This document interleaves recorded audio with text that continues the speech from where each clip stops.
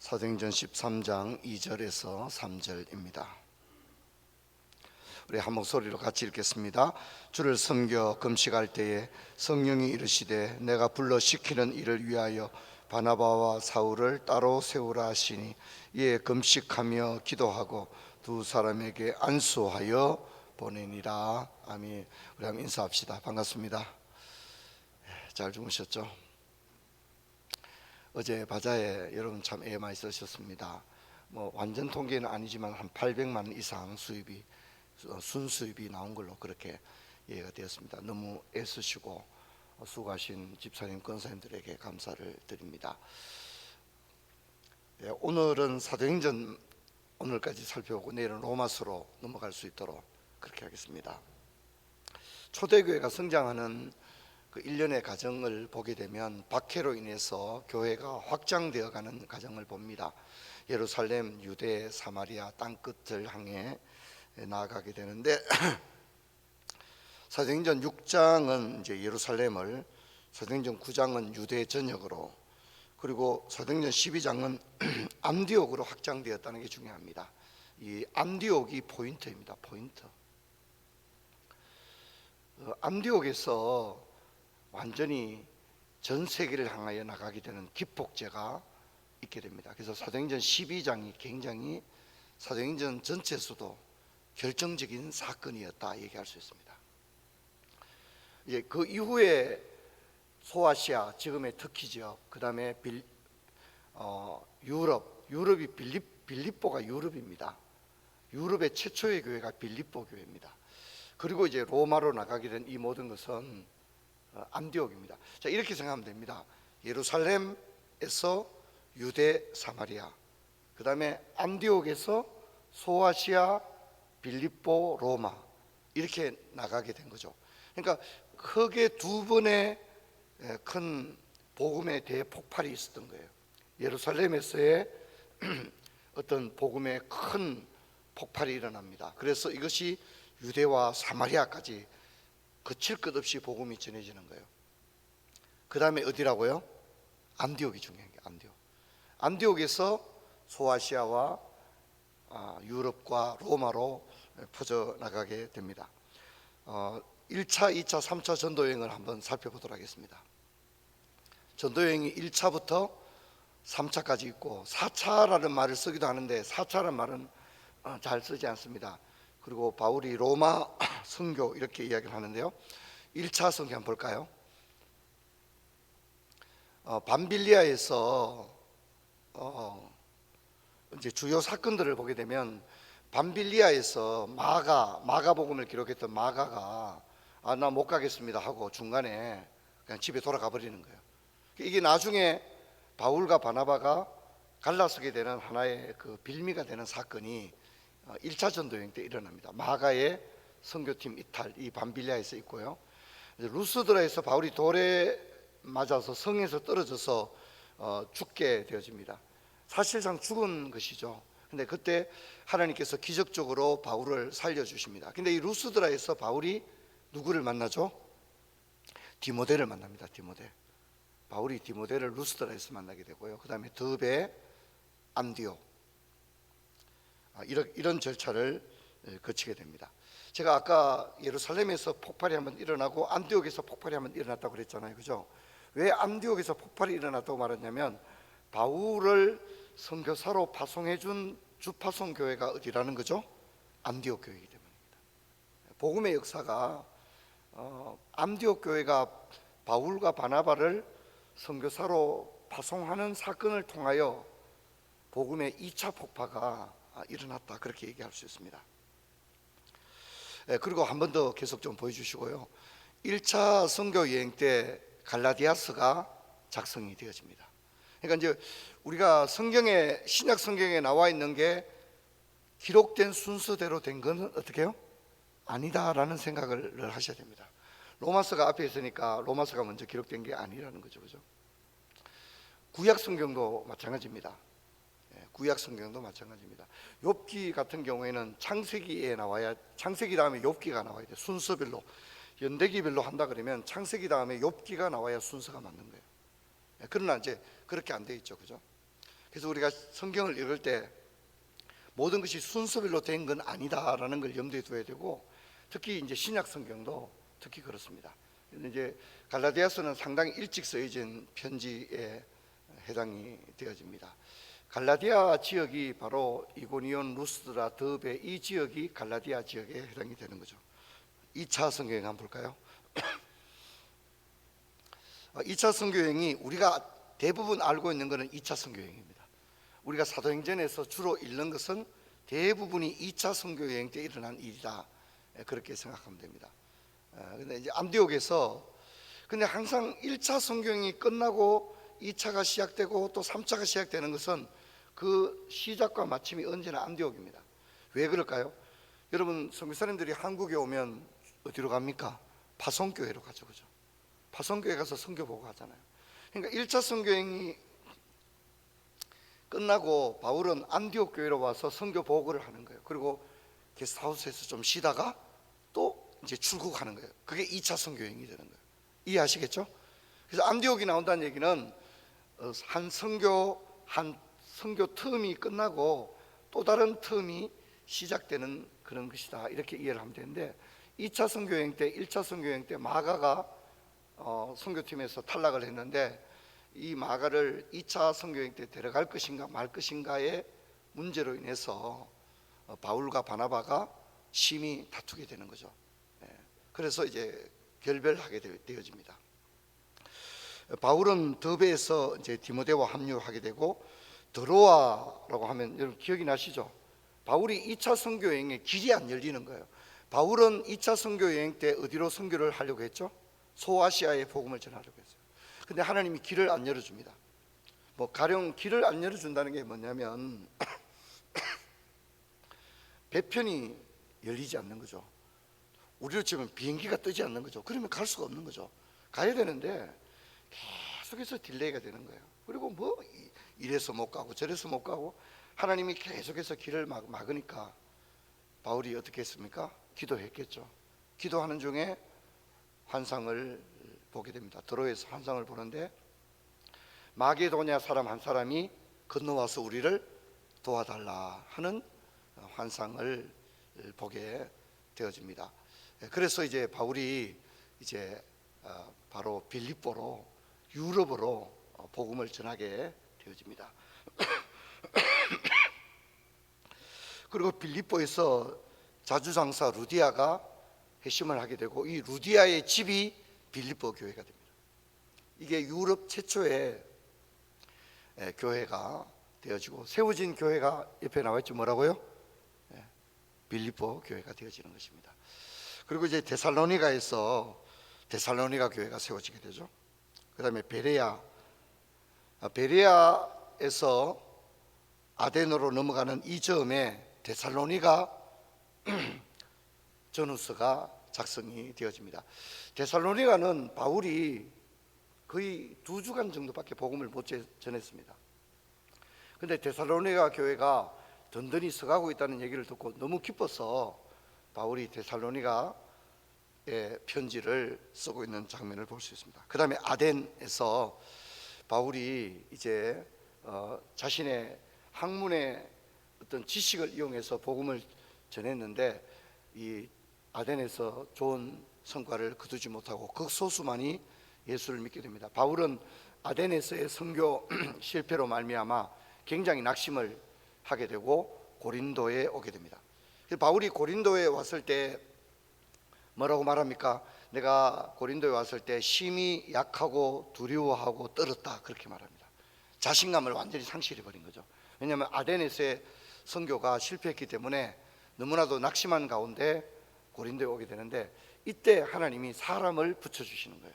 낙심한 바울에게 아굴라와 브리스길라 부부를 만나게 해주고, 또 디모데와 실라도 와서 합류하게 되어짐으로써 바울이 고린도에서 다시 힘을 얻고 고린도에서 무려 1년 6개월 동안 복음을 전하게 되어집니다. 그 다음 도시가 이제 에베소인데, 에베소에서 머물지는 않았습니다. 잠시 지나가는 그런 모습을 봅니다. 자, 그럼 3차 전도여행을 한번 보도록 하겠습니다. 3차 전도여행을 보면 또 역시 안디옥에서 출발하죠. 그 이유는 안디옥 교회가 파송 교회니까 우리도 선생님들 오시면 우리 교회 오잖아요, 그죠? 그리고 좀 쉬셨다가 가듯이 항상 안디옥이 나오면 선교가 새로 시작이 끝나고 새로 시작된다 이렇게 생각하고 사도행전을 읽어 나가면 어렵지가 않습니다. 그 다음에 이제 갈라디아 지역에 성도 제자들을 굳게 하는데 갈라디아 지역에 개척하러 간 게 아니라 교회를 한 번 더 돌아보는 거죠. 든든히 서 있나, 시험은 없나 이렇게 돌아보게 됩니다. 그리고 이제 에베소에 복음을 전하게 되는데 에베소에서 3년 동안 복음을 전합니다. 그러니까 가장 짧은데 체류했던 곳이 데살로니가 2주간, 그 다음에 1년 6개월 고린도, 그 다음에 가장 오래 있었던 곳이 에베소, 에베소는 3년 두란노 서원에서 복음을 전했는데 이때에 고린도 전후서를 쓴 것으로 그렇게 생각되어집니다. 그리고 드로아에서 유도고가 말씀을 듣다가 창에서 떨어지게 되는데 이때 로마서를 쓴 것으로 생각이 됩니다. 그리고 이제 바울은 예루살렘을 향해 가는데 이때 이제 바울은 자기가 죽는다고 생각을 했습니다. 왜냐하면 많은 사람들이 예루살렘에 올라가면 결박당할 것이다, 죽는 거죠, 그죠? 그러니까 죽을 것을 각오를 합니다. 그래서 이제 예루살렘을 향해 올라가는 여정의 밀레도에서 에베소 장로들을 만나 이제 고별 인사를 하게 되고 예루살렘에 올라갔는데 과연 체포되게 되어집니다. 자, 그다음 한번 볼까요? 자, 지금까지가 이제 3차 선교 여행이고요. 이제 굳이 4차라고 말하면 사실 선교하러 간 건 아니니까 미결수의 신분으로 로마로 압송된 거니까 이걸 이제 바울의 로마 선교 이렇게 이야기를 하게 됩니다. 자, 예루살렘에서 잡혀서 로마까지 가는데 시간이 굉장히 많이 걸렸습니다. 엄청난 시간이 걸렸습니다. 적어도 예루살렘에서 로마까지 바로 가면 얼마 걸리지 않는데 우여곡절이 굉장히 많았어요. 그러다 보니까 로마로까지 가는데 실제로 걸린 시간은 거의 2년 6개월 이상, 거의 3년 가까운 시간이 걸리게 됩니다. 그러니까 우리는 성경 읽다가 이제 바울이 잡혀서 뭐 풍랑을 만나고 뭐 로마까지 갔다 우리 사도행전에 읽지 않습니까, 그죠? 근데 실제로 시간은 어떻게 해요? 굉장히 그 시간이 긴 시간이에요. 근데 이제 보통 성경 읽으면 도대체 왜 시간이 그래 많이 걸렸나, 그걸 사도행전을 읽어봐서는 그 의미를 좀 알기는 어려워요. 자, 어쨌든 바울은 예루살렘에서 잡혀서 사내들인 공의회에 출석하게 됐고, 그 다음에 이제 가이사라에 가게 되는데 이게 중요합니다. 여기 가이사라에서 2년 정도 감옥에 있었습니다. 이게 중요한 겁니다. 대부분 사도행전을 읽어보면 그냥 바로 배 타고 간 것처럼 자꾸 보여져요. 그러나 사실은 가이사라에서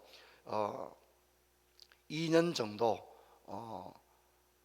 구금 상태에 있게 됩니다. 이때 옥중 서신을 쓰게 됩니다. 2년 정도 구금 상태에 있을 때 바로 옥중 서신을 작성해야 됩니다. 그래서 이때 나오는 이야기가 벨릭스, 베스도, 각하 뭐 이런 데다가 복음 전하고 그렇게 하지 않습니까?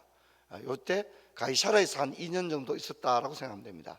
그 이제 로마를 향해 가는데 풍랑을 만나게 되고 파선을 해서 멜리데 섬에 겨울에 거기서 뭐 불을 쬐다가 뱀이 나와서 손을 물고 뭐 그런 사건이 그때 있게 되어집니다. 그리고 이제 로마로 가서 가택연금 상태에 있는데 이 가택연금 상태에 있는 상태에서 빌레몬서, 골로새서, 에베소서, 빌립보서, 디모데전후서 이런 것들을 기록한 것으로 그렇게 생각이 되어집니다. 그래서 이 옥중 서신이 가이사라에서 쓰였다고 하는 설이 있고 로마의 가택연금 상태에서 옥중 서신이 쓰였다는 설이 두 가지 다 있습니다. 그래서 우리는 성경 읽을 때 이게 뭐 확정된 사실이 없기 때문에 그런 상상력을 가지고 성경을 읽으면 좋겠다 그렇게 생각됩니다. 로마의 가택연금 상태에서 옥중 서신이 쓰였을 가능성도 있고 아까 제가 말씀드렸던 가이사라에 2년 정도 구금 상태에 있을 때 옥중 서신이 있을 가능성, 이 두 가지의 가능성이 동시에 다 이야기되어 줄 수가 있는 것입니다. 자, 이렇게 보면 사도행전은 사실상 바울의 전도 여행이 전부를 다 차지하고 있다 해도 과언이 아닙니다. 근데 하나님께서 우리 어제 살펴본 것처럼 바울이 언어를 몇 가지를 사용했다고 그랬죠? 몇 가지였습니까? 예, 4가지 언어를 사용한다 그랬죠. 대단한 거죠. 당시에 뭐 이렇게 이중 언어를 자유롭게 사용했다고 하는 것은 너무너무 놀라운 일입니다. 그래서 사도행전을 자세히 읽어보면 바울은 어떤 때는 히브리어로 설교합니다. 그리고 왕들 앞에 가서는 뭐로 설교합니까? 라틴어로 설교하기도 하고 헬라어로 대중들에게는 헬라어로 설교하고 왕들 앞에 가서는 라틴어로 설교를 하고, 그러니 하나님께서 이렇게 준비된 한 인물을 크게 들어 사용하시는 겁니다. 여러분, 오늘 우리는 사도행전 13장 2절과 3절을 읽었는데 이 바로 안디옥 교회에서 바나바와 바울을 금식하여 기도하는 중에 하나님의 뜻이 바나바와 바울을 바로 선교를 보내는 것이 하나님의 뜻으로 결정이 되어서 이 사람들에게 안수하여 선교사로 보내는 일이 일어났습니다. 여러분, 우리 푸른 조장교회의 역사를 보게 되면 저는 선교의 역사다 그렇게 생각되어집니다. 우리 교회가 상가교회에서 50명 정도 모일 때 강수환 선교사님을 중국에 파송했습니다. 선교사를 파송할 수 있는 교회 형편이 안 되었습니다. 그때 제가 받던 사례금이 50만 원 받았습니다.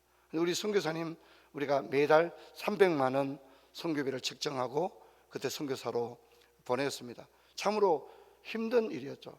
강 선교사님이 2곳의 교회로부터 선교사 파송 제의를 받았습니다. 한 교회는 교회가 1000명이 넘어가는 큰 교회였습니다. 또 한 교회는 우리 교회입니다. 50명 모이는 교회인데 이제 선교사님이 이제 갈등이 되는 겁니다. 어느 교회에서 파송을 받을 것인가, 굉장히 우리 교회에서 파송을 받을 것인가, 1000명이 넘어가는 교회에서 파송을 받을 것인가, 목사님과 사모님이 굉장히 고민을 많이 하다가 연락이 왔어요. 푸른 초장교에서 저를 파송해 주시면 파송지로 가겠습니다. 그렇게 결정을 했어요. 정신 나갔다고 생각합니다. 1000명이 넘는 교회에서 파송을 받아야 되지, 개척교회 아직 상가에 있는 50명 교회에서 파송을 받았죠. 그 생각이 늘 납니다. 두 번째 파송 선교사님은 김익만 선교사인데 그때 우리 교회는 재정적으로 가장 힘들 때였습니다. 선교사를 파송하자는 말을 장로님들한테 못 하겠더라고요. 교육자 사례금도 제때 못 나올 상황이었거든요. 우리 선교사님을 보내던 그 시기는 우리 교회가 아직 재정 자립을 못한 상태였어요. 이 예배당을 짓고 난 다음에 빚이 너무 많아서 진짜 뭐 한 달에 은행 이자를 3,500만 원씩 막 내고 이럴 때였거든요. 그러니 선교사를 파송하는 건 진짜 어려웠어요. 근데 김익만 선교사님은, 제가 박사과정 공부할 때 김익만 선교사님이 석사과정 공부를 했는데 같은 강의실에서 수업을 듣는데 김익만 선교사님이 진짜 제가 볼 때는 젊고 똑똑한 거예요. 그리고 너무 사람이 겸손하고, 제가 진짜 약간 사람이 아깝다, 좀 사람이 욕심나는 그런 마음을 가졌어요. 그냥 그런 정도였어요. 저는 김익만 선교사님 전혀 알지 못해요. 수업 시간에 수업 같이 조금 들었어요. 근데 어느 날 저한테 이메일이 왔어요. 김익만 선교사님 저한테 이메일을 보냈는데 우리 교회에서 자기를 파송해 주면 좋겠다고 이메일을 보낸 거예요. 자기는 원대한 선교의 꿈이 있다. 그런데 푸른 초장교에서 자기를 파송해 주면 좋겠다고 저한테 이메일을 보냈는데 그때는 진짜 1초도 안 망설이고 노라고 대답해야 될 상황이었어요. 왜냐하면 우리 교회는 선교사 파송할 준비가 안 돼 있었어요. 너무 재정이 힘들었거든요. 그런데 제가 사람이 자꾸 욕심이 나는 거예요. 좋은 선교사를 만나는 게 어렵단 말입니다. 실력 있는 선교사를 만나는 게 어렵거든요. 선교사를 뭐 아무나 보낼 수 있는 게 아니잖아요. 진짜 바울과 바나바와 같은 선교사를 보내면 곱하기 100 곱하기 1000의 역사가 일어납니다. 할렐루야. 저는 그 생각을 늘 해요. 한 명이 큰일을 하거든요. 저렇게 젊고 유능한 목사님이 선교사로 나간다면 상상을 초월할 일이 일어날 거다. 저는 늘 그런 생각을 했어요. 근데 그 선교사님이 다른 교회에서 파송이 될까 약간 이렇게 조바심이 나는 거예요. 우리 교회에서 파송하고 싶은 욕심이 있는데 진짜 그렇게 못 하겠더라고요. 당의 장로님들에게 제가 솔직하게 얘기를 했어요. 형편이 안 되는 건 저도 너무 잘 알지만 너무 실력 있는 선교사님이어서 우리가 파송하면 어떻겠느냐 얘기했더니 장로님들이 좋게 여겨주었어요. 그래서 물론 이제 처음에는 뭐 한 300만 원 이렇게 보내지를 못했습니다. 처음에 우리가 150만 원 보내는 걸로 결정을 하고 파송을 했습니다. 지금 뭐 본래 집안 식구 잘 모르잖아요. 우리 김임환 선교사님 굉장히 유명한 선교사입니다. 우리 선교사들 세계에서도 진짜 실력 있는 선교사로 그렇게 평가가 나 있고, 곳곳에서 강의 부탁을 받고, 태국에서도 지금 없어서는 안 될 선교사로 그렇게 이야기가 되고 있는, 앞으로 진짜 엄청난 일을 하게 되리라 그렇게 생각합니다. 김임환 선교사님 그렇게 보내게 되었습니다. 그 외에 우리가 정인모 선교사님 파송하게 되었고, 그 다음에 아르헨티나의 항영규 선교사님 파송하게 되는데, 여러분 그냥 선교사님들 우리 교회 와서 그냥 설교 짧게 하고 가니까 잘 모르잖아요. 하지만 정인모 선교사님은 유명한 선교사입니다. 예수전도단에서는 거의 신화적인 인물에 해당되는, 선교사들 중에는, 시니어 선교사들 중에는 거의 신화적인 인물로 이야기되는 인물이 정인모 선교사입니다. 여러분 우리 파송 선교사라고 해서 그냥 우습게 생각해서는 안 됩니다. 진짜 대단한 인물이고, 저는 21세기 선교 역사를 쓰면 반드시 선교사님의 이야기가 기록에 들어가야 된다고 생각할 정도로 굉장한 인물입니다. 그 선교사님이 30년 이상 방글라데시 치타그램에서 선교한 사역은, 여러분 교회 10교회, 20교회, 30교회, 어쩌면 100교회가 한 일보다 더 큰 일들을 했다고 할 수 있습니다. 그러나 그 오랜 세월을 그 어떤 교회도 파송을 해주지 않았기 때문에 진짜 외롭고 쓸쓸한 선교길을 갔습니다. 우리 항영규 선교사도 마찬가지입니다. 스페인어로서는 32개 국가에 지금 가장 중요한 선교적 위치에 있습니다. 32개 국가의 스페인어 국가에서 다 이 아르헨티나의 부에노스아이레스의 신학교에 오고 있습니다. 그 신학교에서 공부한 학생들이 라틴 아메리카 전체에 나가서 교회를 개척하고 선교하는 놀라운 일들을 지금 이루고 있습니다. 여러분 우리 교회도 역사가 28년밖에 안 되는 짧은 역사지만 벌써 7개의 교회를 세웠습니다. 안동 제자교회, 제주 가시리 교회, 네팔 렐레 코이노니아 교회, 또 중경에는 4개의 교회가 있습니다. 4개의 교회가, 강수교사님 개척했던 중경 푸른 초장교회가 4개의 교회로 지금 성장을 해 있습니다. 그리고 우리는 방콕에 브리치 교회를 개척을 했습니다. 그리고 네팔의 아가페 홈이 또 아가페 교회로 사용되고 있습니다. 이번에 항영규 선교사님이 간증을 하고 갔는데, 이 페루에 있는 그 선교사님이 교회를 담장을 세우다가 댕기에 걸려 죽었거든요. 그 말씀을 하셨지 않습니까? 근데 우리 교회 한 가정에서 그 뒷담한 교회를 완공을 했으면 좋겠다고, 그 죽은 루이스 목사님의 꿈을 이루어드렸으면 좋겠다 한 가정이 헌신을 해서 올 겨울부터 그 뒷담한 교회에 새롭게 건축을 지금 하기로 그렇게 준비를 지금 하고 있습니다. 그렇게 되면 우리 교회가 국내 2교회와 해외 5교회를 건축하게 되는 일입니다. 우리 교회가 처음부터 그런 걸 해야 되겠다 생각은 아닙니다. 근데 우리가 선교는 우리가 마땅히 해야 될 일이라고 하는 그런 좋은 마음을 가지고 있었기 때문에 하나님이 우리 교회를 통하여 하나님의 역사를 이룬 줄로 믿습니다. 할렐루야. 그런데 이번에 너무너무 놀라운 일이 일어난 거죠. 고등부 학생들이 23명이나 이번에 가게 되었습니다. 저는 너무 행복합니다.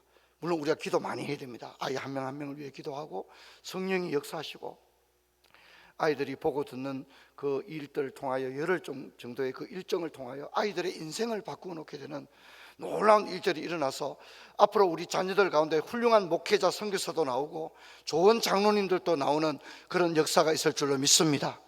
우리가 이런 소망을 가지고 교회가 나갔으면 좋겠고, 고등부뿐만 아니라 앞으로 청년부 또 중등부, 초등부 우리 아이들이 다 해외에 나가서 선교지에서 꿈을 키우고, 그래서 우리 교회가 부모 세대가 우리는 여기까지 이루고 있지 않습니까? 지금 우리가 지금 여기까지 와 있지 않습니까? 그런데 우리 자녀들은 더 놀라운 일을 능히 이룰 줄로 믿습니다.